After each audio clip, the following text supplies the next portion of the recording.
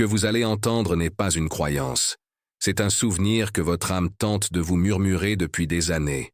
Longtemps, ces révélations sont restées secrètes, considérées comme trop choquantes pour le monde. Non pas parce qu'elles étaient des mensonges, mais à cause de leur vérité terrifiante. Allan Kardec n'était pas un homme qui imaginait l'au-delà. C'était un chroniqueur qui osait interroger directement ceux qui avaient déjà franchi la frontière de la mort, et il répondait. Ce qu'il racontait n'était pas des fables sur le paradis et l'enfer, mais le manuel d'instruction de l'âme, comment elle se détache du corps, ce qu'elle ressent au réveil, et comment sa propre conscience construit sa nouvelle réalité.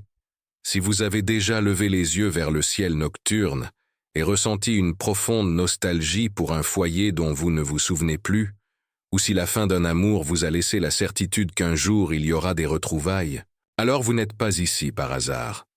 Ce message vous a trouvé parce que votre esprit est prêt. Et ce que vous êtes sur le point de découvrir aujourd'hui a le pouvoir de faire taire vos peurs les plus profondes et d'éveiller le but pour lequel vous vivez vraiment. Il y a un instant, un murmure entre le dernier souffle et le premier silence, que l'âme a toujours connu. Ce n'est pas une fin, comme on nous l'a appris à craindre, mais un retour aux sources. Imaginez un instant que la vie terrestre est comme un fleuve puissant, et que la mort atteint simplement l'océan. L'eau ne cesse jamais d'être eau. Elle ne fait que s'étendre, rejoignant une immensité qui faisait déjà partie de sa nature. Ainsi, l'esprit ne s'éteint pas, mais se libère des limites du corps. Pour beaucoup, cette transition est un doux réveil, comme ouvrir les yeux après un long et profond sommeil.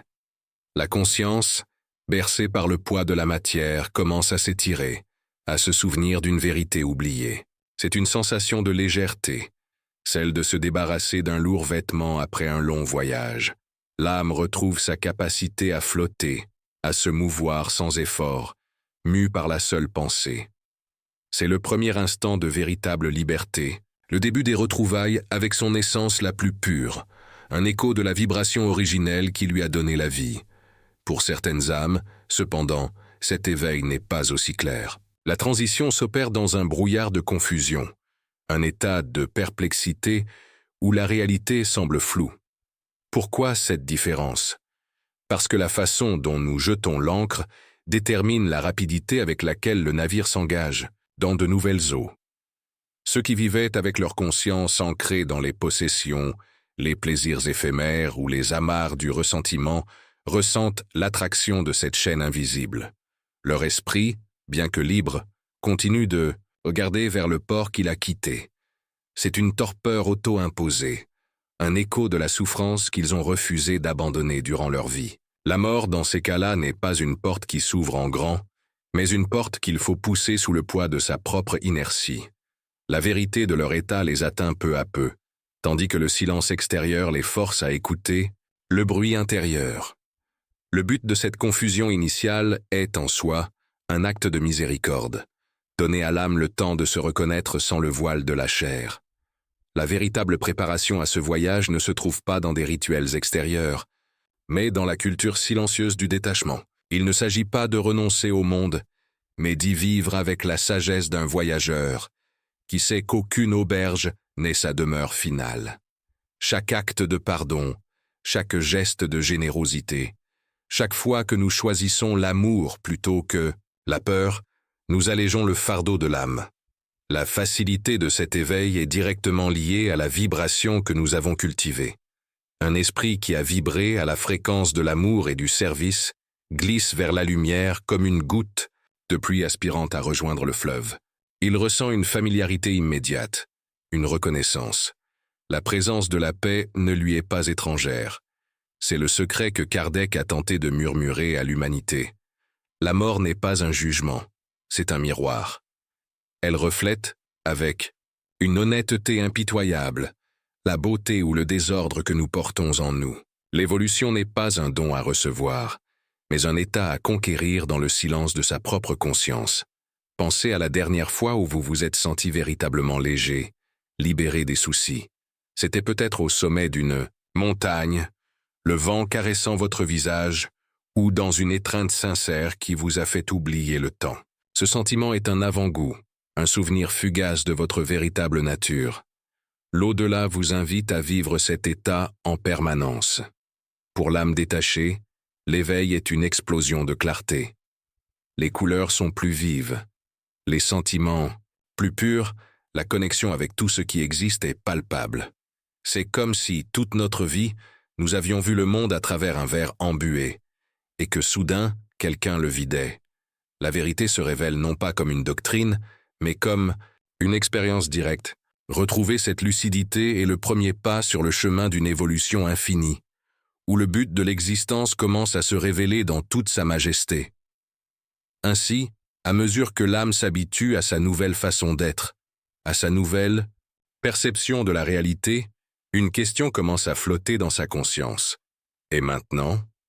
La confusion initiale, ou la libération sereine, n'est que le vestibule d'une existence bien plus vaste et complexe. L'esprit commence à percevoir qu'il n'est pas seul. Il perçoit d'autres présences, d'autres vibrations qui résonnent avec les siennes. Le voyage ne fait que commencer, et l'éveil n'est que la première note d'une symphonie qui s'étend sur des éons. La façon dont l'âme a vécu, les intentions qui se sont nichées en son cœur, les vérités qu'elle a acceptées ou ignorées, tout cela devient désormais la boussole qui l'indiquera vers sa prochaine destination. La mort n'est pas la fin du chemin, mais la révélation du paysage que nous avons nous-mêmes construit avec les briques de nos jours.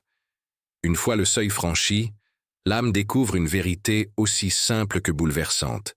Le monde qu'elle habite désormais n'est pas un lieu, mais un reflet. La réalité sur le plan spirituel est un parfait miroir de la conscience.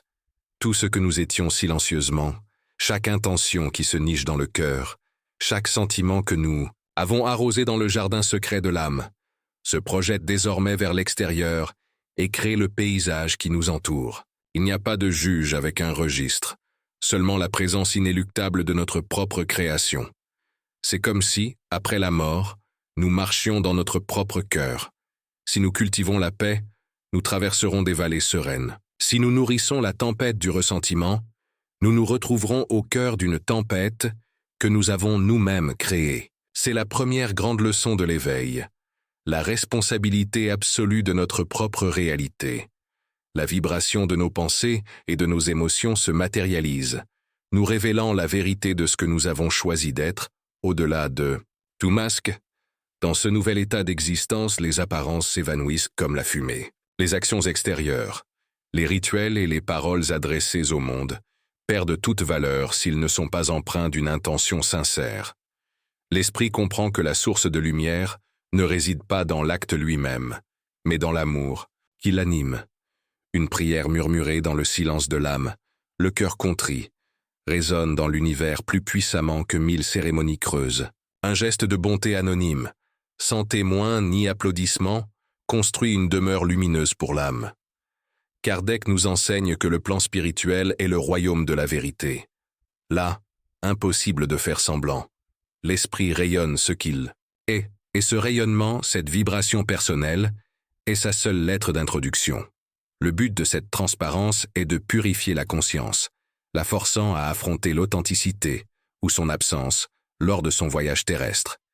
Pour les esprits dont la vie était un service silencieux, une quête sincère d'évolution et de bonté, l'arrivée est une réunion avec la lumière. Ils sont accueillis par des êtres semblables, des esprits lumineux dont la présence est ressentie comme une étreinte chaleureuse et accueillante.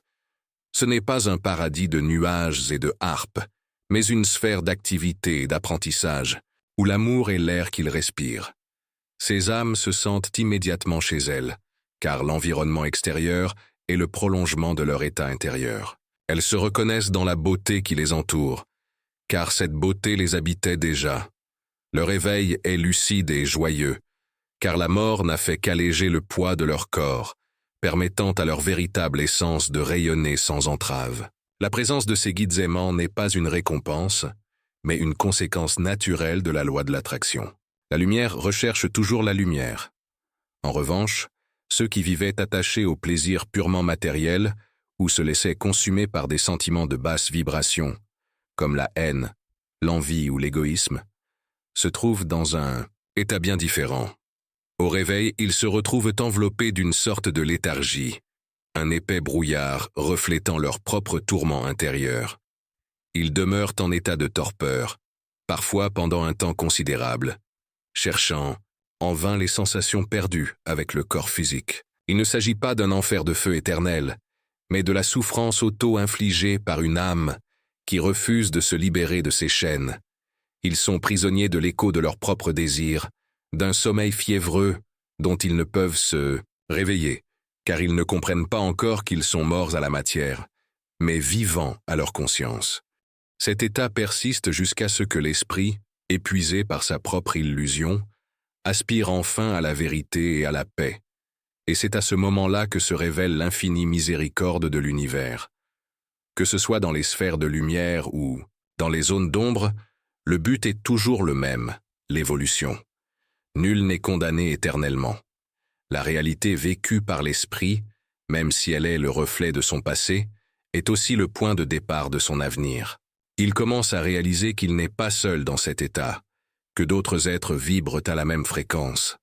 C'est comme accorder un instrument. Le son qu'il émet attire d'autres instruments de même accord. Cette perception est la première, étape pour comprendre que le monde spirituel n'est pas un lieu unique, mais une infinité de demeures, de sphères regroupées par affinité. Et c'est cette même loi d'affinité qui tisse les fils des retrouvailles, préparant l'âme à sa prochaine découverte.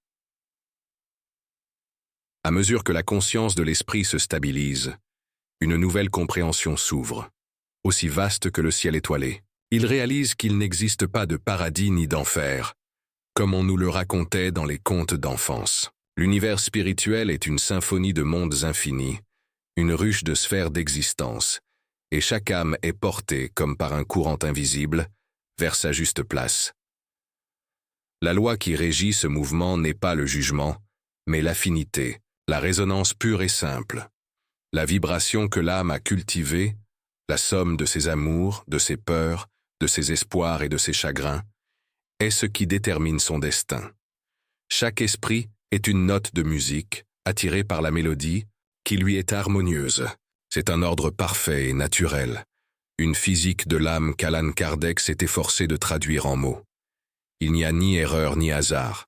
Chacun trouve sa place, son peuple, sa vérité. Imaginez un archipel infini, où chaque île est un monde, avec sa propre lumière, sa propre couleur et sa propre fréquence. Il existe des sphères de lumière si intenses que nos yeux physiques ne pourraient la supporter, habitées par des esprits voués au bien universel, où l'art et la science atteignent des sommets inimaginables. Il existe d'autres sphères, plus denses, de lumière crépusculaire, où les âmes encore attachées aux passions terrestres se rassemblent, revivant leurs drames personnels dans un cycle de souffrance et de désir, jusqu'à ce que le désir d'évolution germe enfin en elles. Et entre ces deux extrêmes, il existe d'innombrables lieux de résidence, chacun servant un but spécifique dans la grande école de l'évolution. La mort ne nous mène pas à une destination finale, mais à notre classe d'appartenance. Le but de cette organisation n'est pas de ségréguer, mais d'éduquer, en offrant à chaque esprit l'environnement idéal pour son éveil et son épanouissement. Et au milieu de cette immensité, la plus douce promesse pour le cœur humain s'épanouit, les retrouvailles. Les liens forgés par l'amour véritable, cette affection désintéressée qui ne recherche que le bien de l'autre, sont des fils d'or que la mort ne peut couper. Ces liens sont une force magnétique, un phare qui guide l'âme à travers les différentes sphères. Derrière le voile de la mort, l'esprit ressent l'appel de ceux qu'il a vraiment aimés. C'est une reconnaissance qui dépasse la vue, une certitude au plus profond de son être. Retrouver un être cher, c'est sentir une présence familière approcher, une lumière que l'âme reconnaît comme son foyer. Ce n'est pas un simple souvenir, c'est une continuité. Les conversations interrompues par la mort se poursuivent dans le silence de la pensée, et les étreintes se donnent dans la fusion des auras. La vérité est que l'amour véritable crée un pont indestructible entre les âmes. Cependant, tout comme la lumière du plan spirituel nourrit les liens véritables, elle dissout aussi les illusions.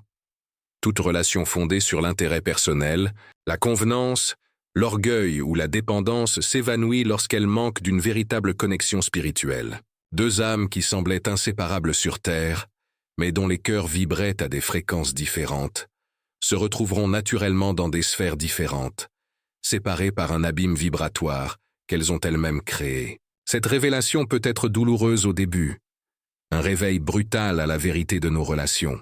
C'est un moment de profonde honnêteté pour la conscience, qui comprend que seul l'authentique perdure.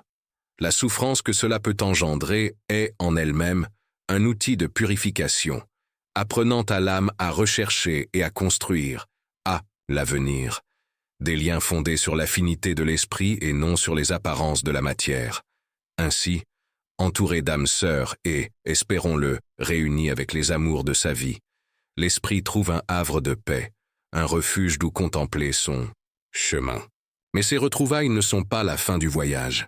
Elles constituent plutôt le renforcement nécessaire à la prochaine étape de son évolution. Dans ces communautés spirituelles, l'âme apprend, sert et se prépare. La présence des êtres chers devient un soutien, une incitation à continuer. Et c'est dans cette atmosphère de clarté et d'amour que l'esprit se sent prêt à regarder en arrière, à examiner honnêtement le chemin parcouru lors de sa dernière existence terrestre. La paix des retrouvailles laisse place à un nouveau besoin, celui de compréhension, de guérison, de croissance. L'âme se prépare à affronter le miroir le plus intime de tous, celui de sa propre vie passée. Après les retrouvailles et la découverte de sa place dans les sphères d'affinité, l'esprit est invité à un moment de profond silence et d'introspection. C'est là que se dévoile à sa conscience la trame complète de la vie qu'il vient de quitter. Ce n'est pas comme regarder un film, c'est la revivre. Mais cette fois, avec une clarté omnisciente. L'âme se reconnaît dans chaque scène, chaque décision, chaque mot prononcé et chaque pensée cachée. C'est un panorama total, une vérité dévoilée où il n'y a plus d'excuses ni d'illusions. Et dans cette analyse, l'esprit n'est pas seulement le protagoniste, il est aussi chaque personne avec qui il a interagi. Il ressent la joie qu'il a suscitée dans le cœur d'un ami, la paix qu'il a apportée à un inconnu par un geste bienveillant, et aussi, avec la même intensité, la douleur que ses actions ou son indifférence ont provoquée chez autrui. Ce processus est la plus profonde leçon d'empathie qu'une conscience puisse expérimenter. Ressentir en soi la souffrance qu'il s'est infligée, non pas comme une punition, mais comme une conséquence directe de ses propres semailles, produit un éveil transformateur. L'âme comprend, à un niveau inaccessible à la raison, l'interconnexion sacrée de tous les êtres. Chaque larme qu'elle a causée humidifie désormais sa propre perception. Chaque sourire qu'elle a offert illumine désormais son être. Ce bain de vérité, bien que parfois douloureux, est immensément purifiant. L'esprit n'est pas jugé par une entité extérieure. C'est la conscience elle-même qui, se voyant reflétée dans les autres, s'auto-évalue. C'est le moment où le but des épreuves et des chutes se révèle, et où l'âme se retrouve face à face avec l'architecte de sa destinée, elle-même. De cette immersion dans sa propre vérité, le désespoir ne naît pas, mais plutôt un désir ardent d'évolution. Voyant si clairement ses erreurs, comprenant les occasions manquées et l'amour manqué, l'esprit ressent un désir irrépressible de recommencer, de se racheter, d'apprendre à mieux aimer. C'est à ce moment-là que de nombreuses âmes, avec une humilité et un courage renouvelés, demandent l'opportunité d'une nouvelle incarnation. Elles ne la perçoivent pas comme une condamnation ou une punition, le karma étant souvent mal interprété, mais comme une bénédiction. C'est l'étudiant qui, ayant compris ses erreurs, demande avec ferveur un nouvel examen. C'est l'artiste qui, constatant les défauts de son œuvre, aspire à une nouvelle toile. Ce choix, comme le révèle Kardec, est un acte sublime de libre arbitre, témoignage de l'impulsion inhérente de l'esprit vers la lumière.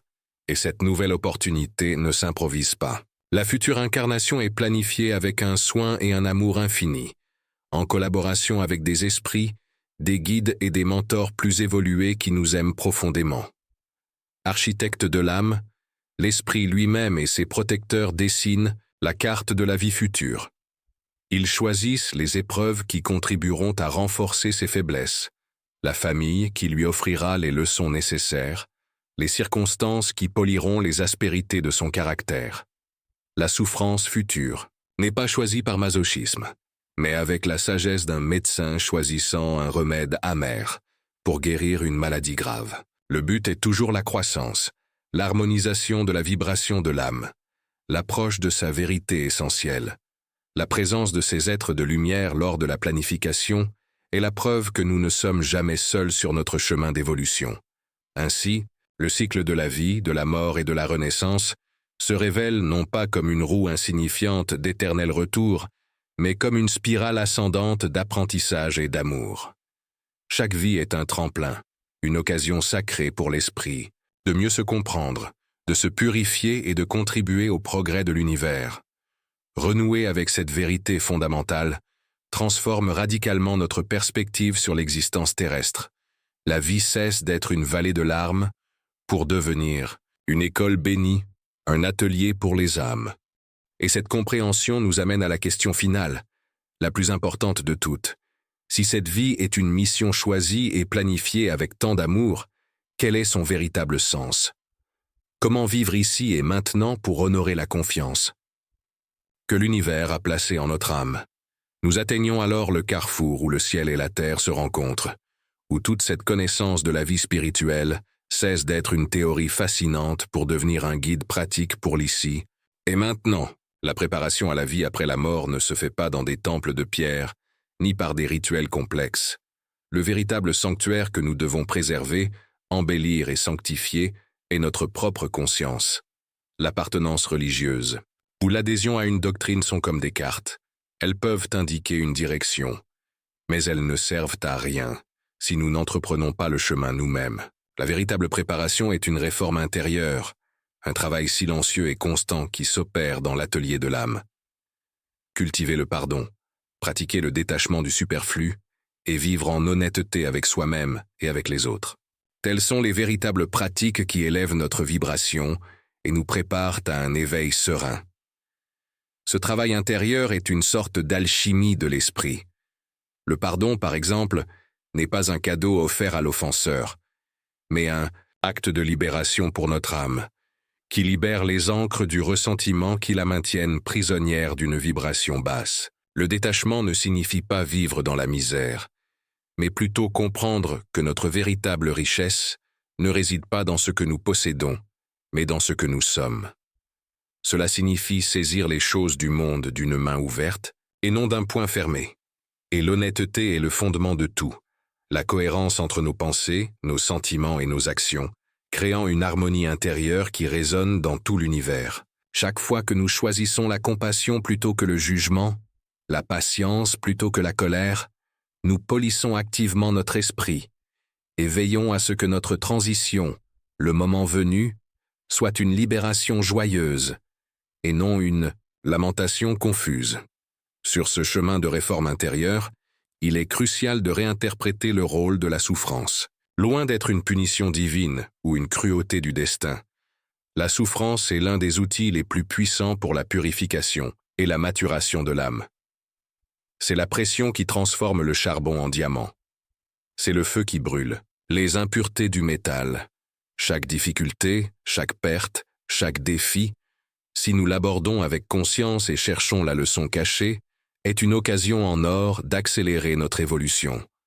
Le but de la douleur est de nous réveiller, de nous sortir de la complaisance et de nous forcer à développer les vertus qui nous manquent. Résilience, foi, empathie. Comprendre cela nous permet de traverser les épreuves de la vie non pas en victime, mais en élève conscient à l'école bénie de la terre. En fin de compte, tout se résume à un but plus grand, une vérité si simple que nous l'oublions souvent. Nous sommes ici pour évoluer, servir et aimer. Tel est le sens ultime de la vie. Évoluer, c'est travailler sur soi-même, affiner son esprit et élargir sa conscience.